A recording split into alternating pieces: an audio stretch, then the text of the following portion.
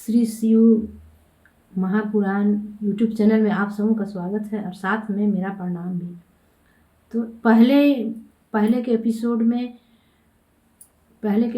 में और सब नीचे के लोगों का वर्णन सुन लिया।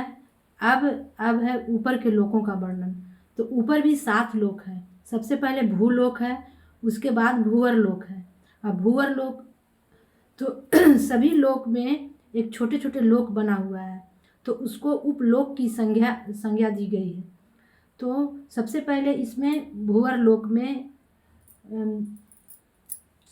सबसे उपलोक कौन सा है, तो पिशाच भूतों प्रेतों का लोक है, जिसको पिशाचपुर कहते हैं। तो 11वां अध्याय में आगे चलते हैं, जानते हैं सभी बातों का वर्णन आप सबों को सुनाते हैं और हम भी जानने की कोशिश करते हैं। तो चलते हैं, पढ़ते हैं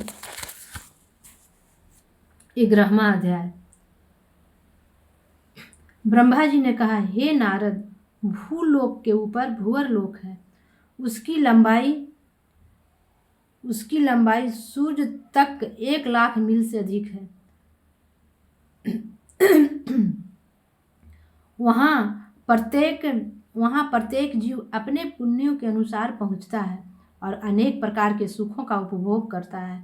हे नारद, पहले उपलोक का नाम पिशाचपुर है।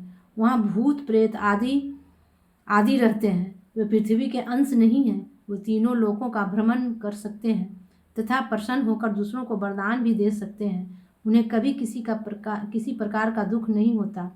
जो लोग अपने कर्मवश उस लोक में जाकर भूत प्रेत होते हैं, उनका वृत्तांत मैं तुमसे कहता हूँ, सुनो। किसी की संगति अथवा अधीनता के कारण कुछ सामग्री एकत्रित कर किसी मनोरथ की प्राप्ति हेतु किसी देवता की विधि रहित होकर जो पूजा करते हैं, वे मृत्यु के उपरांत पिशाचपुर में जाकर भूत प्रेत का शरीर प्राप्त करते हैं। हे नारद, पिशाचपुर के ऊपर गिवा लोक है। वहाँ के निवासी भगवान सदाशिव के भक्त हैं। वे अपने कुल देवताओं का पूजन करते हैं तथा उन्हीं की आज्ञा अनुसार आचरण करते हैं। वे श्रेष्ठ मार्ग द्वारा धन संचय करते हैं तथा सभी लोगों के साथ स्नेह का व्यवहार रखते हैं।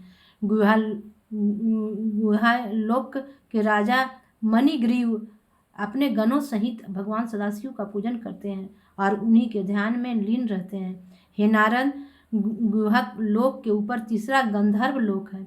उसमें चारण तथा गंधर्वों का निवास है।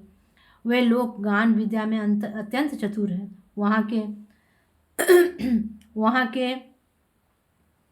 वहाँ किसी को कोई दुख नहीं होता। गंधर्वों के राजा विश्वासु अपने संपूर्ण प्रजा सहित भगवान सदाशिव के मंत्र का जप करते हैं और उनकी स्तुति करते हुए यह कहते हैं, हे भगवान सदाशिव जी, आप तीनों लोकों के स्वामी, आदि अंत से परे पर ब्रह्म हैं। ब्रह्मा तथा विष्णु जी आदि सभी देवता एवं ऋषि मुनि आपकी सेवा किया करते हैं। हे नारद, गंधर्व लोक के ऊपर चौथा विद्याधर लोक है। वहाँ विद्याधर निवास करते हैं, जो संपूर्ण विद्याओं के जानकार हैं।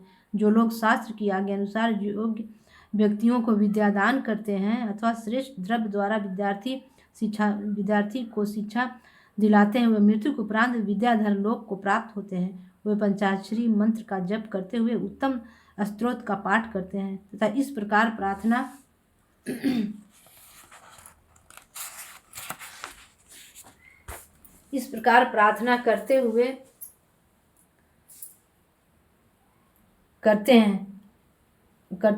करते हैं, हे गिरजापति, आप संपूर्ण सृष्टि के उत्पन्न कर्ता, सबके स्वामी, निष्पाप, अविनाशी, भक्त वत्सल तथा उपकारी हैं। आप हमारे ऊपर भी अपना अनुग्रह करें।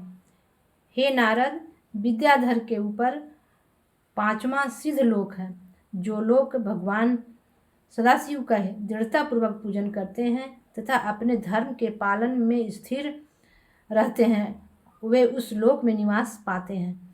वहाँ सिद्धजन भगवान सदाशिव का मंत्र जपते हुए इस प्रकार प्रार्थना करते हैं, हे प्रभु, आपका स्वरूप परम हंसों जैसा तथा वेश भूत प्रेतों जैसा है, परंतु आप भक्त की प्रत्येक मनोकामना को पूर्ण करते हैं। हे दयालु, आप हमारे ऊपर अपनी विशेष कृपा सदैव बनाए रहें। हे नारद, सिद्ध लोक के ऊपर छठा अप्सरा लोक है। वहाँ रंभा आदि 60 सहस्त्र अप्सराएं निवास करती हैं। वे नृत्य गायन में अत्यंत प्रवीण हैं। वे अप्सराएं इंद्र की सदैव सहायता किया करती हैं, क्योंकि योगियों तथा तपस्वियों के तप में विघ्न डालने के लिए इंद्र उनका उपयोग करते हैं। जो स्त्रियां संसार में धर्म पूर्वक अपने पतिव्रत धर्म की रक्षा करती हैं, वे इस लोक में पहुंचकर सुख पूर्वक बहुत समय तक भोग विलास का आनंद उठाती हैं। हे नारद, अप्सरा लोक के ऊपर 7वां राहु लोक है। वहाँ सिंही का नामक राक्षसी का पुत्र राहु निवास करता है। राहु लोक से 10 सहस्त्र योजन नीचे सूर्य नारायण रहते हैं। जिस समय देवताओं को अमृत बांटा जा रहा था, उस समय भगवान विष्णु ने अपने चक्र द्वारा राहु का मस्तक काट डाला था। तत्पश्चात जब राहु ने शिव जी की बड़ी तपस्या की तो भगवान भूतवामन ने उसे ग्रह बना दिया। तब से वह निर्भय होकर देवताओं के समान आकाश में रहने लगा। मस्तक कट जाने के कारण राहु ने सूर्य चंद्रमा से शत्रुता बढ़ाई। अब भी वह अवसर पाकर सूर्य तथा चंद्रमा को कभी कभी घेर लेता है। उसमें भगवान विष्णु जी अपने चक्र द्वारा उसे हटा देते हैं। संसार में ऐसे अवसर को ग्रहण के नाम से पुकारा जाता है। सूर्य का मंडल 10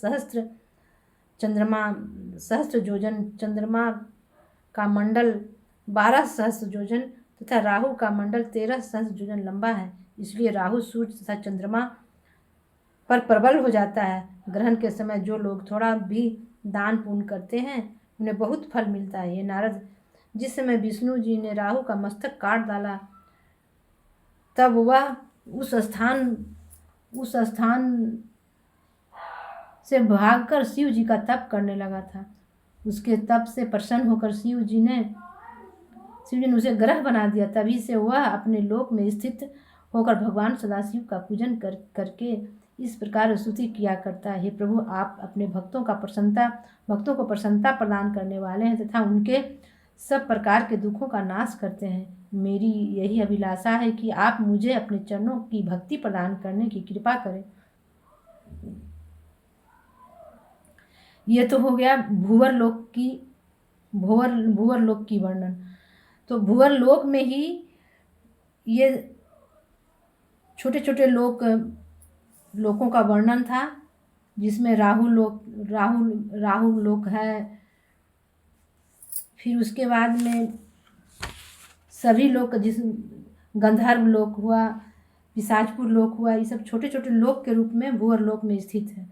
तो इसी का भूवर लोक में वर्णन हुआ। अब 12वां अध्याय है। 12वां अध्याय दूसरे एपिसोड में आप सबों को सुनने को मिलेगा। तब तक के लिए आज की कथा इतना ही।